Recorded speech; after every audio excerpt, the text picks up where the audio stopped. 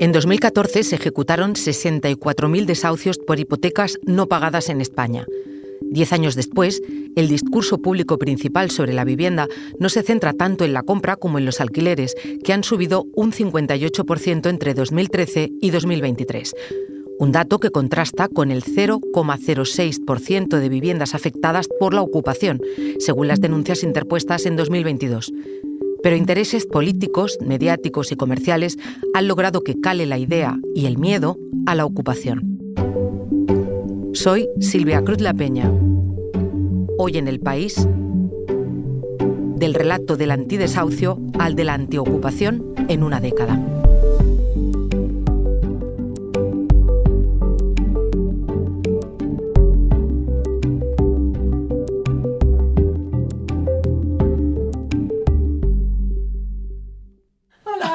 Hola. Tú no puedes salir. Perdona, mi niña. ¿Cómo estás, Ana? Muy bien. Ana, pues estamos en el barrio del Palo, que es uno de los más conocidos de Málaga, de los que también están sufriendo más la presión de la vivienda turística y el encarecimiento de los alquileres. ¿Cómo llegaste a vivir aquí? ¿Por qué lo elegiste? Yo he estado viviendo en Madrid durante unos 40 y tantos años y al final pues estaba harta de Madrid, del tráfico, de las presiones, etcétera, etcétera. Entonces tomé la decisión, de salir de Madrid y venirme a la costa. Bueno, y yo, por mi trabajo, yo he viajado mucho por toda España y Portugal, es decir, por la península ibérica. ¿Qué vendías? Y yo vendía porcelana de una marca alemana. Entonces yo siempre me había atraído el palo. Pero el palo tiene algo.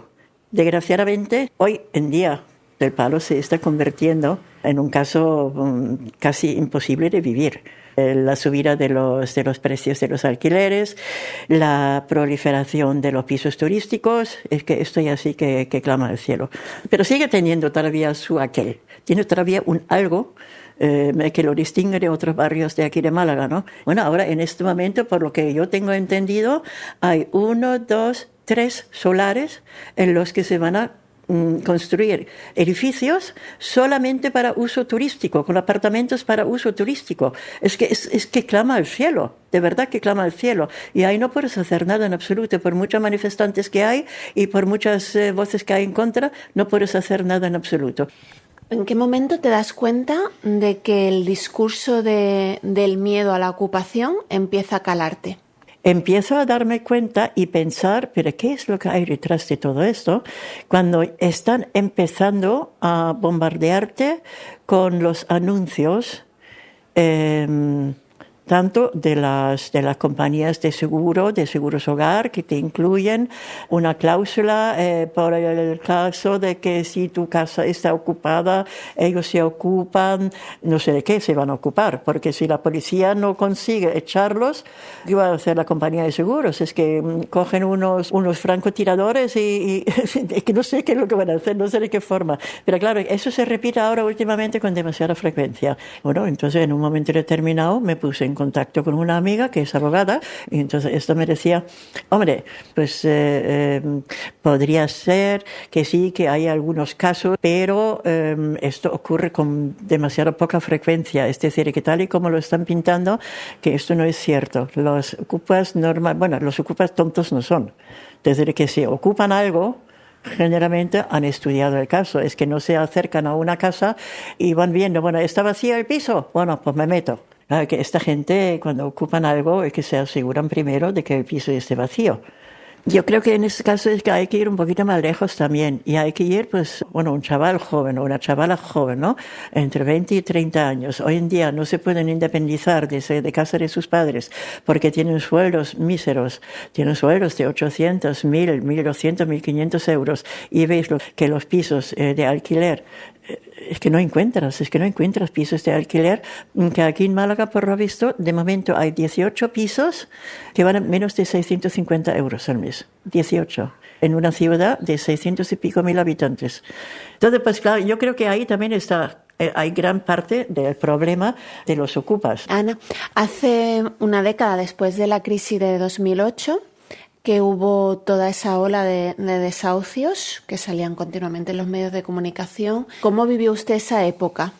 Hombre, es que me da pena, sobre todo cuando se trata de una familia. de una familia que no tiene ingresos, que no tiene nada en absoluto, y ahí volvemos otra vez a lo que he dicho al principio, porque no tienen suficiente dinero. Es cuestión también de los empresarios para subir los sueldos, porque con 1.200, 1.500 euros al mes es que no puedes pagar un piso de 800 euros. Bueno, sí que puedes pagarlo, pero te quedan 700 o 300 o 400 euros para terminar el mes.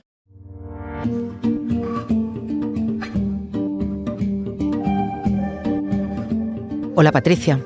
Hola, Silvia. Patricia Simón, colaboradora del País. Te hemos escuchado hablando con Ana Coniscán en El Palo, un barrio de Málaga.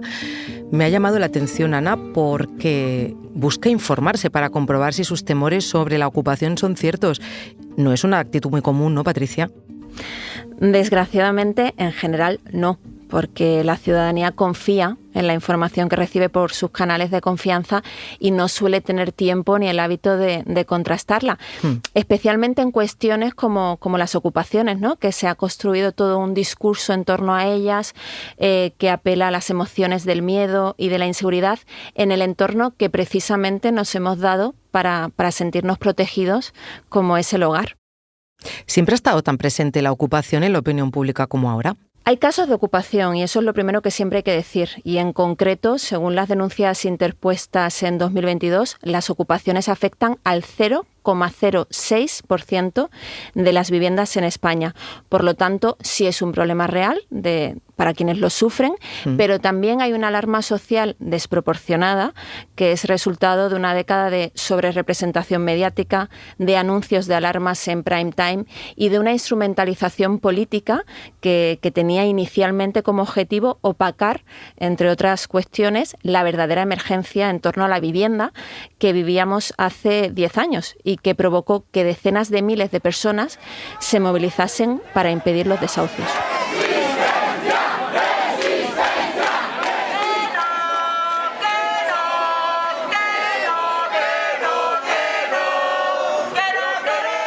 Yo lo único que quiero es no volver a verme en la calle como me vi el día que vinieron a por mí, porque vinieron a por mí, sin avisar, y a echarme a la calle como a un perro. Y eso es lo que yo no quiero verme. Esto que escuchábamos eran desahucios de 2014, pero ¿en qué situación estábamos entonces, Patricia? Hagamos un poco de memoria. Sí, pues hace justo una década vivíamos el segundo año con más desahucios en la historia de España, más de 64.000. El crack financiero de 2008, la explosión de la burbuja especulativa inmobiliaria detonaron una crisis multidimensional. Recordemos, más de 6 millones de personas desempleadas, un cuestionamiento del sistema tradicional de partidos, una explosión ciudadana, el 15M, que transformó radicalmente el panorama político y un movimiento social, la plataforma de afectados por la hipoteca, que respondió a una emergencia sin precedentes como fue esa ola de desahucios que llegó a superar los 140 diarios.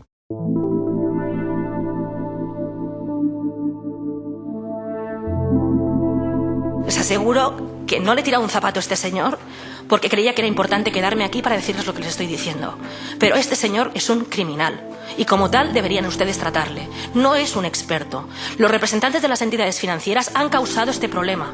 Son esta misma gente la que ha causado el problema, la que ha arruinado la economía entera de este país, y a esta gente ustedes les siguen tratando de expertos. Acabamos de escuchar a la entonces portavoz de la plataforma de afectados por la hipoteca, Ada Colau, que se dirigía en esos términos que hemos escuchado al vicesecretario general de la Asociación Española de la Banca, Javier Rodríguez Pellitero. Era en un debate sobre la ley hipotecaria. ¿En qué términos se daba el debate público en aquellos años sobre los desahucios, Patricia? Pues durante los primeros años de la crisis, la respuesta política prácticamente se limitó a la represión policial de la ciudadanía que intentaba frenarlos.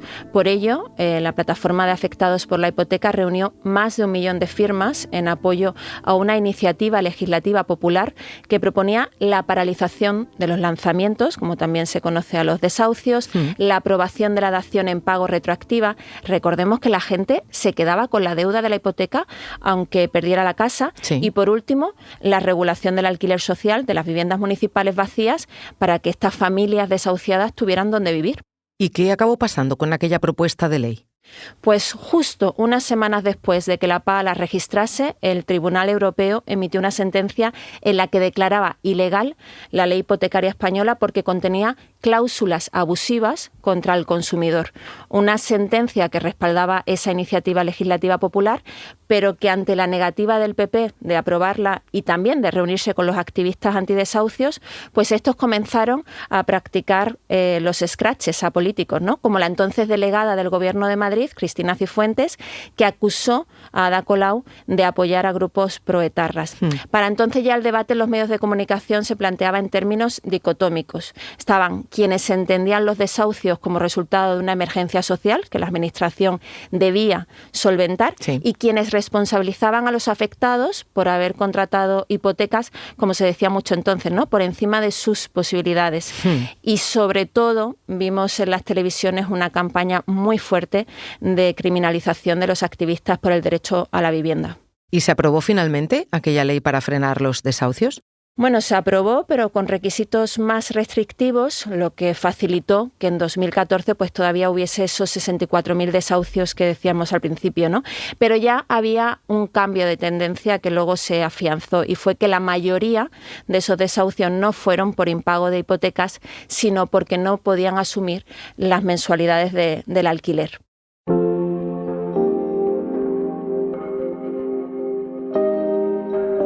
Antes de volver otra vez al alquiler y al tema de la ocupación, ¿qué hacían esas personas cuando eran expulsadas de las viviendas? Creo que es importante recordarlo también. Pues sí, había quienes tuvieron que irse a vivir con sus familiares o conocidos, quienes se volvieron a sus países de origen y también quienes terminaron viviendo en la calle. De hecho, la plataforma de afectados por la hipoteca creó un área llamada de acción social en la que asesoraban a las familias sobre cómo ocupar viviendas de bancos, que a menudo eran las mismas viviendas de las que les habían desalojado, con el objetivo de que les concediesen un alquiler social. Querían pagar, pero claro, una cuantía que fuese asumible en su circunstancia. ¿Y cómo se abordó ese tipo de ocupación, esa manera de meterse en una casa que no es la tuya, a pesar de que es efectivamente por una necesidad? ¿Cómo se abordó en los medios? Pues efectivamente, aunque la mayoría eran por necesidad, es decir, no era por un activismo, ¿no?, como a veces se puede creer, eran familias trabajadoras que ocupaban unas viviendas que en su mayoría eran de la banca, que recordemos también había sido rescatada con dinero público y que no tenían otra alternativa, pues se les presentaba a menudo como una amenaza para la seguridad y para el orden, ¿no? Volvían a emplearse esos términos. Así que la empatía que había generado su situación en buena parte de la sociedad, pues empezó a transformarse en los siguientes años, y entre parte de esa ciudadanía pues surgieron recelos, estigmatización y criminalización.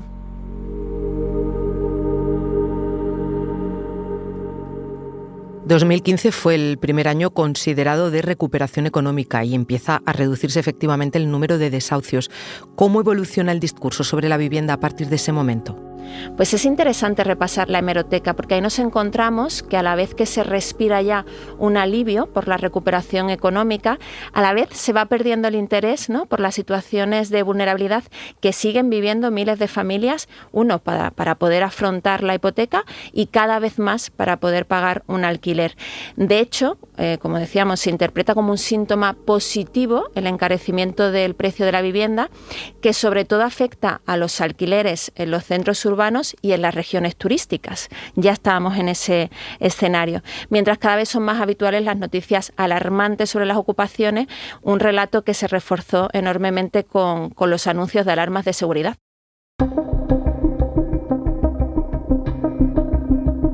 Entramos en otro punto clave, el de las alarmas de seguridad. De hecho, tú en tu libro Miedo, viaje por un mundo que se resiste a ser gobernado por el odio, hablas de los anuncios de esas alarmas y los sitúas como una de las causas de que haya esa percepción de inseguridad tan fuerte entre la población. ¿Cuál es el objetivo, además de vender alarmas, por supuesto?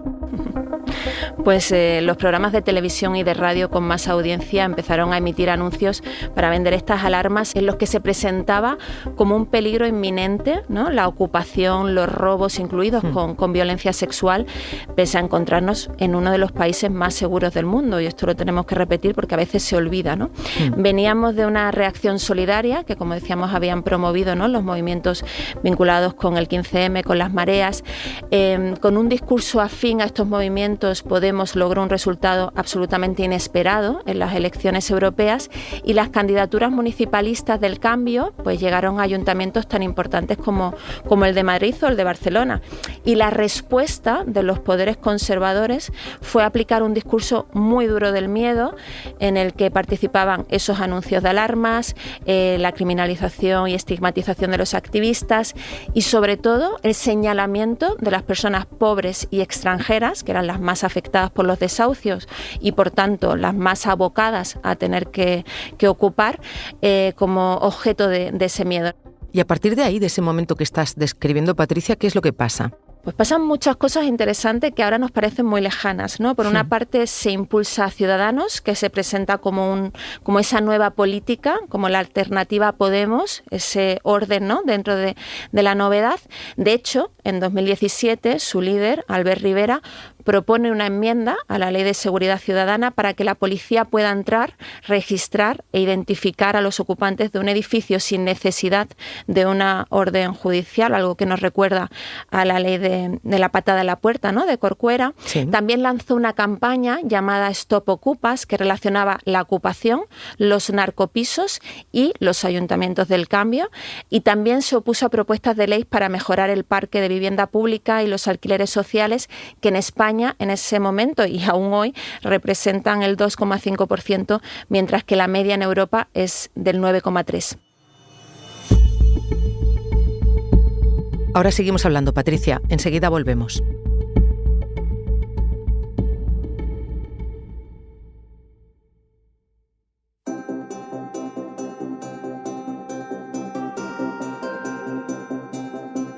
Estoy hoy con Patricia Simón hablando de cómo en una década España ha pasado de combatir los desahucios por los impagos de hipotecas a tener un mercado del alquiler que está por las nubes y genera una emergencia habitacional que ya nadie niega.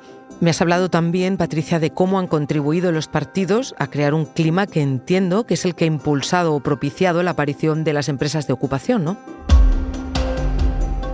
Efectivamente, de hecho, Desocupa, que es la primera y la más conocida, se registró en octubre de 2016 y rápidamente empieza a protagonizar numerosos reportajes que los muestran embelesados, ¿no?, a esos hombres, esos comandos de hombres vigoréxicos que prometen expulsar a los ocupantes de las viviendas en menos de 72 horas. Rápidamente se identifican algunos de sus miembros con movimientos de ideología neonazi y, sin embargo, eso no impide que sigan siendo invitados a tertulias en las que se les presentan como la solución a la lentitud de los procesos legales con los que se encuentran los propietarios, ¿no?, cuando ven que sus viviendas han sido ocupadas. Y de hecho, y eso sigue ocurriendo, a menudo es la propia policía la que recomienda a los afectados recurrir a estas empresas que han proliferado desde entonces y que actúan aprovechándose de vacíos legales. Es habitual que recurran a las amenazas físicas, al amedrentamiento, al acoso. Y ante esa situación, ¿qué hacen los responsables políticos? Pues en un principio no toman ninguna medida para contener el encarecimiento de la vivienda porque, insisto, se vive, ¿no?, como algo positivo, como un signo de la recuperación económica y porque la economía española desde el franquismo tiene un importante sustento en el rentismo. La adquisición de viviendas y su arrendamiento ha supuesto un espejismo de ascensor social para muchas familias durante décadas, por lo que lo de regular los precios se ve con suspicacia. Pero en cambio sí que en 2018 el Parlamento aprueba la ley conocida como de desahucio express, impulsada por el PDeCAT y aprobada gracias a los votos del PP, de Ciudadanos y del PNV. Salvo los casos en los que hay una situación de vulnerabilidad, el desahucio debería poder ejecutarse en menos de 20 días. Patricia, ¿y por qué habiendo una ley de desahucio express y sabiendo que las ocupaciones, como decías antes, solo afectan al 0,06% de las viviendas, por qué permea también el discurso del miedo a la ocupación?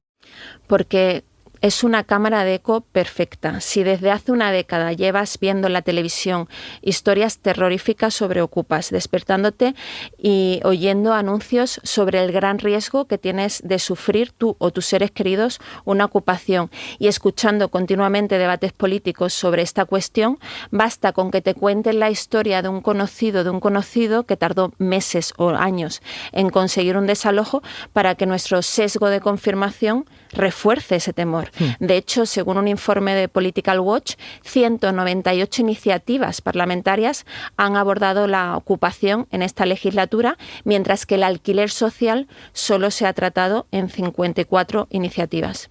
Muy elocuente, pero me he quedado pensando en eso que decías, ¿no? De que casi todo el mundo ha escuchado la historia de un desahucio que tardó meses o años en ejecutarse y que efectivamente forma parte de esa cámara de eco, ¿no?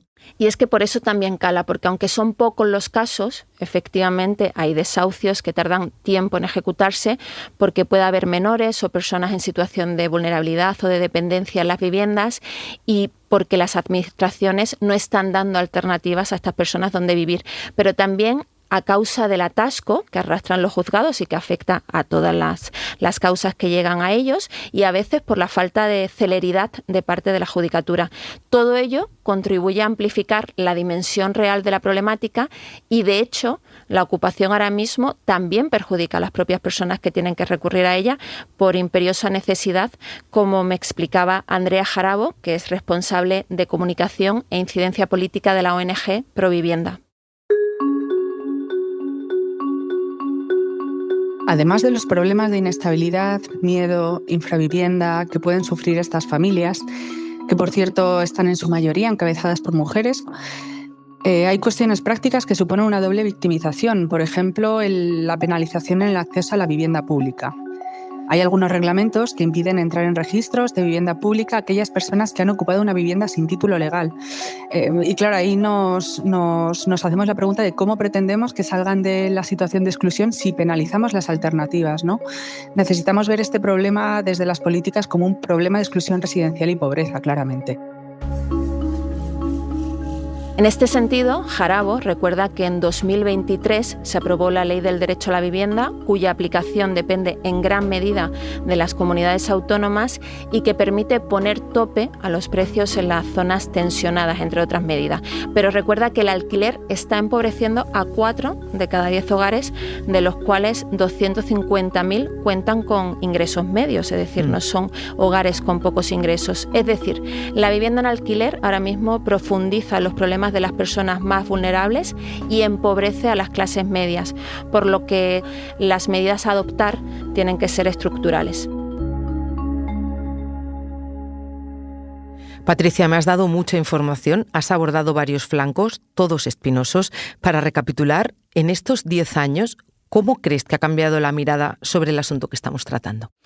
Pues nos encontramos en un choque entre la realidad y la percepción. En 2023 se ejecutaron 26.000 desahucios, la mayoría por imposibilidad de afrontar el alquiler, y más de 5,5 millones de personas se encuentran en situación de exclusión residencial. Tienen graves problemas para tener una vivienda. Pero hay parte de la sociedad cuya mayor preocupación es altamente improbable, que es la ocupación de sus viviendas, ¿no?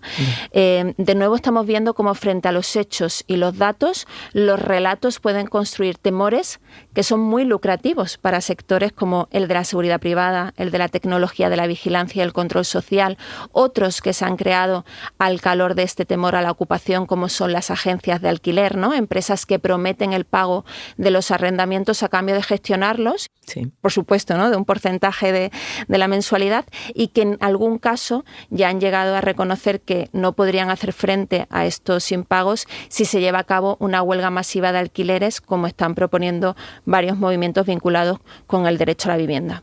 Me hablas de relato, Patricia, hablamos todo el rato de relato, pero ¿quién lo escribe?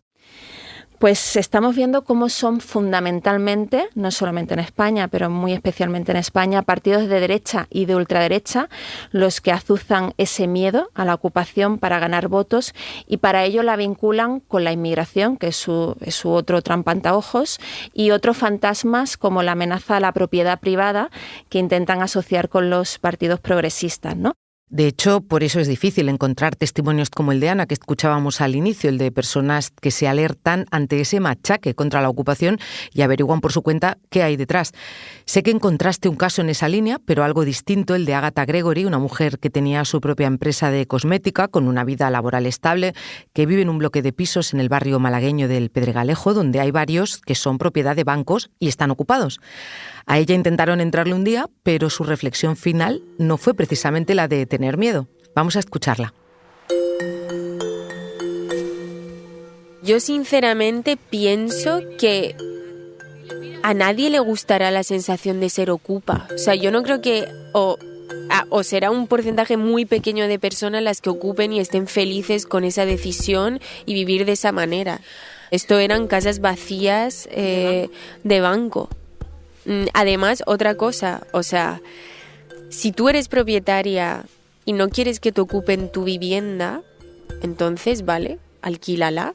Y si quieres que esas personas a las que les alquiles no se queden ahí sin pagar, pues quizás si piensas en poner un precio justo, no digo justo que le regalen nada, pero que te cubras tus gastos y ya está, sin hacer de esto el negocio del siglo, pues entonces cuida a las personas, cuidémonos y ya está. O sea, obviamente esto solo es una pequeña parte, porque también, o sea, tampoco es todo no puede recaer en el pequeño propietario, ¿no?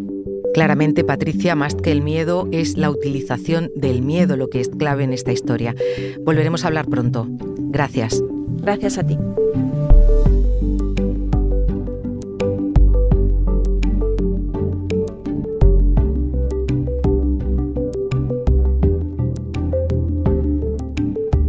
Este episodio lo han realizado Elsa Cabria y Patricia Simón. El diseño de sonido es de Nicolás Chabertidis, la edición de Ana Rivera. Yo soy Silvia Cruz La Peña y he dirigido este episodio de Hoy en el País. Gracias por escuchar.